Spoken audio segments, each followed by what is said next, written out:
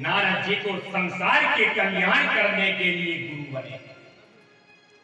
कहने लगे कि हे बालक, तुम्हारे माता ने तो बड़े अशब्द वाणियों का प्रयोग किया है, फिर भी कहता हूं कि तुम लौट जाओ, जब बड़े हो जाना तो तपस्या के लिए चले जाना।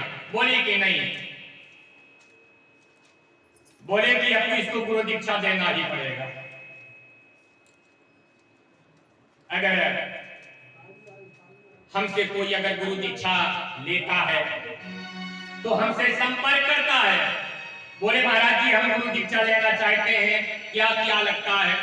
तो फिर हम लोग बताते हैं कि बेटा कपड़ा लगता है, नारियल लगता है, पैसे लगते हैं, तब गुरु दीक्षा देते हैं।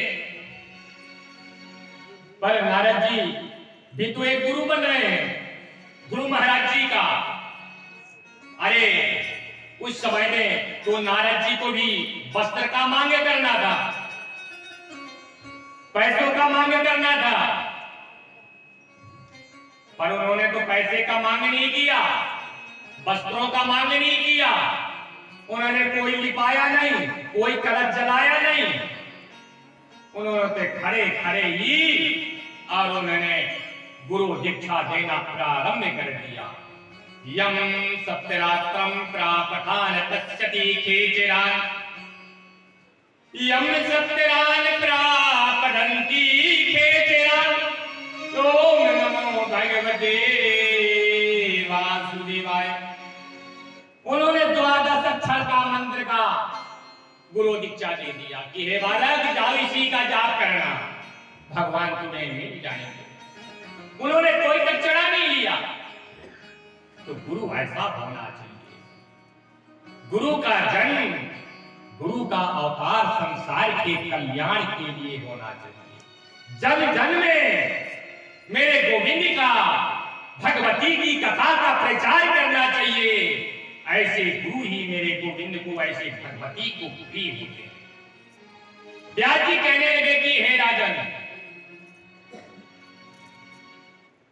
आज गुरु बनकर के नारद जी सप्त ऋषियों के बीचों में और वहां पर पहुंच गए। बोले कि हे नारद जी, ये जो अपशकुन जो हो रहा है ये कारण क्या है? बोले कि एक ही कारण है। क्या है? कि अरे जो वो नारी का रूप धारण किया था ना, वो कोई नारी नहीं है, वो साक्षात परम ब्रह्म परमात्मा भगवान विष्णु है। और जो राजकुमार का रूप धारण किया था वो कोई राजकुमार नहीं है, वो साक्षात परम ब्रह्म परमात्मा भगवान शंकर कहे जाते हैं। आपने उनका निरादर किया है, आपके परीक्षा के लिए वो आए थे। आप अपने आप को बड़े तपस्वी मानते हैं, आप अपने आप को बड़े पतिव्रता समझती है, इसलिए वो आपकी तपस्या से प्रसन्न होकर के आपकी परीक्षा के लिए आए थे, पर आपने परीक्षा में पास नहीं किए। बोले कि हे भगवान अब क्या करना चाहिए? बोले कि वही भगवान शंकर को प्रकट करो, तपस्या करो। व्यास जी कहने लगे कि हे राजन, जब नारद जी ने गुरु बन करके गए और ऋषियों को समझाया तो जाकर के भगवान विष्णु का और शंकर जी की कठोर तपस्या करने लगे दारू बनकर। भगवान शंकर प्रसन्न हो गए, प्रकट हो गए। जब ऋषियों ने देखा तो उनके नेत्रों में जल की धारा गिरने लगा और भगवान शंकर की आस्तुति किया और कहने लगे कि भगवान हमारे अपराधों को क्षमा कीजिए। हे दया के सागर,